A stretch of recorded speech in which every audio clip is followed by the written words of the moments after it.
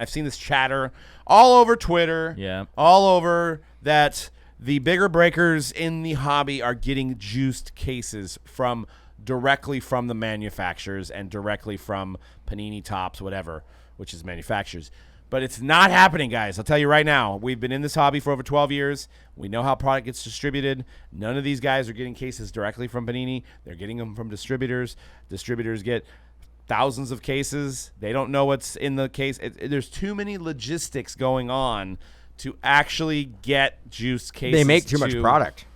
Yes, they make too much product. There is just too many cases and too many boxes to logistically think that can happen. It doesn't happen. Just some guys open more product than the others. You play the odds, and that's how it happens. There is no tomfoolery going on. And honestly, wouldn't you just think that these people would, if we got juice cases, wouldn't you just think we would just open them? Who's tomfoolery? Probably a great breaker out there. Tom Brady's brother. Tom Brady. I mean, why would these guys even break these cases online then if they've got juice cases? I mean, ask yourself that's just at the most basic level. Like, if certain guys, and I know who like everybody says gets the best stuff right now, if those guys like you're getting the best stuff, why wouldn't they just open it for themselves and get the triple logo man for themselves? Get the I don't know, what else do they put? Trevor Lawrence NFL Shield for themselves, right? Like they would just be opening these things themselves if they were getting the best stuff. Mac Jones Shield. I mean, if we knew that was in the case, there is not a conversation that is happening where somebody from the manufacturer is tipping these breakers off and saying, "Hey, triple logo man or Mac Jones Shield or Trevor Lawrence Shield it's in this case." Yeah, that is not. I know conspiracies are fun. I get it. But it's not happening. 100% not happening. Yeah. I'm sorry. And if you just sit and watch any breaker for 24 hours a day, every single day the whole year, you would know that there's a lot of dud cases and then there's some good cases. More so dud cases than good cases. Yeah. But honestly, I mean, GTS is a big distributor, and they're right down the street, and they have a couple warehouse guys working, and they're pulling from the pallet. And these guys, none of the owners are there. None of the sales reps are pulling the product. There's no way for this person to know which cases are going where. It just doesn't happen. Are you going to promote a dud case?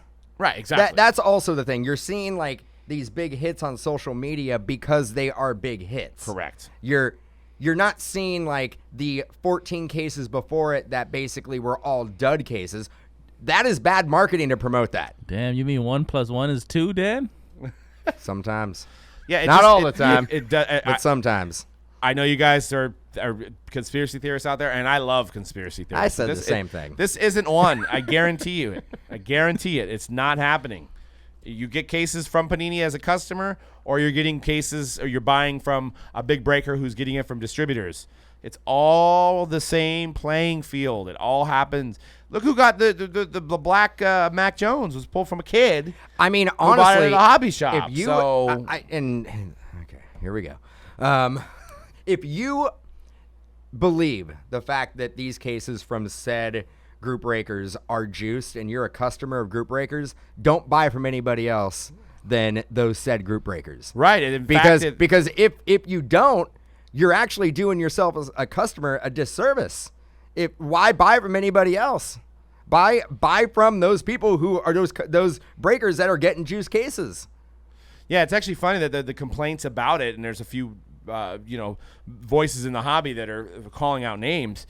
It's like, well, you're basically just telling your customers to go to somewhere else to break. Absolutely. Because you're saying you never get juice cases. And you think you're really good at marketing, but your marketing plan is actually sending your customer base to the people you're talking shit about. Yeah. But yeah, 100% no juice cases. It's not out there. It doesn't happen and never will. It's just there's too much product made, and there's too many things in place to prevent that from happening. So do not buy into that hype. It does not happen. And I don't want to, I guess, single anyone out, but like also if you are, I guess, maybe a smaller breaker who is either buying a lot from retail and you're breaking that stuff and you're like, why am I not getting the hits? Well, I feel like you're answering your own question. You're buying more from retail, and there are stuff to get from retail and from blasters and stuff. You can get big hits, but like just like anything in life, if you get the tequila that's $20, it's not going to be as good as the tequila at the top shelf. Right. Like if you buy the blaster boxes, you're not going to get the same hits from don't buy blaster from box the hobby tequila, box. Man. No, don't buy blaster box tequila. Is that the equivalent of like a boxed wine? Yes, exactly. It's like, yeah, the box wine's fine. It gets the job done, but like, yeah, it's better when you're Cuervo, you better have some margarita mix, man, because that doesn't go down. You don't want to drink that on the rocks, man. So that's it. Like you can get, like we've seen it. We saw the kids like who pulled like the Wanderer one that got pulled from like a Walgreens pack. It does happen, but it's not as common because again, the more expensive stuff is gonna have the better stuff. There's a reason it's more expensive, basically. Yep. Like you pay for a better. You get what you pay for. That's what I'm trying to say. I mean, the one thing I can say that I have seen sometimes is that sometimes, maybe mainly towards product that's hand-packed, is that sometimes, if you get 7 or 8 cases from a distributor, you may see a same player reoccurring. Sure. And that might be a situation where whoever hand-packed that, it didn't get mixed up, right? So correlation issues, just like the silver packs, where it maybe didn't get mixed around and you can keep seeing that same player.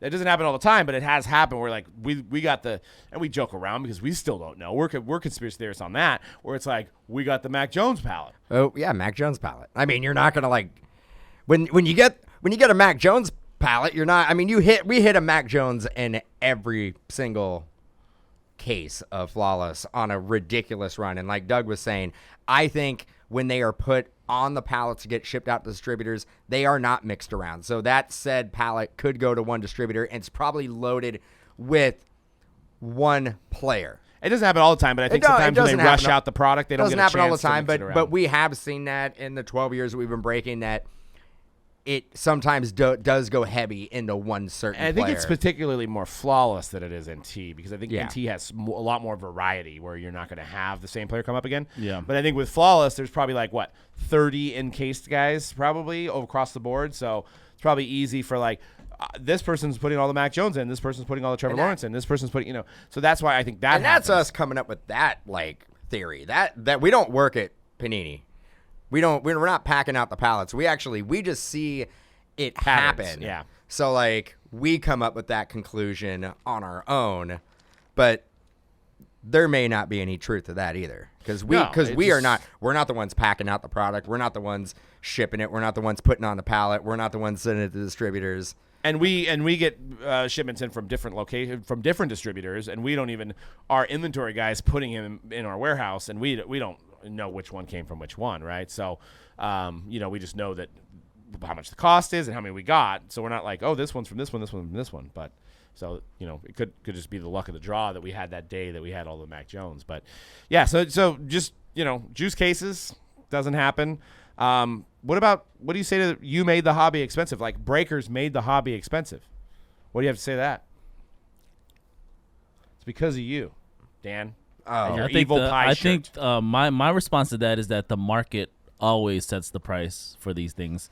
Like, so what the singles go for and what people are paying for the singles dictates where the boxes are going to go. If they're going to go up or they're going to go down. I mean, breakers did make it where the product is actually drying up faster, ripped in a rapid pace, where you wouldn't see that like a decade ago. But I mean, and that just gets back to supply and demand, right? Like, there's breakers who are blasting through 20, 30 cases in a weekend or a day for that matter. They're going to go back and figure out who's selling it. I want more. I have a demand. I have customers that want to rip more. So are you basically going to, as a company trying to scale your business, are you going to tell your customer base, sorry, we don't want to buy anymore because we don't want to make the product cost go up? Yeah, no. I mean, that doesn't sound like good business. And we were right? getting some hate on Instagram, and I appreciate the hate. I love people commenting. So if you feel free to leave a comment. I heart haters. Yeah, I do, honestly, because I love the conversation. But like, we were giving a lot of hate about the price of Select, and you didn't. Have we had any problem selling it?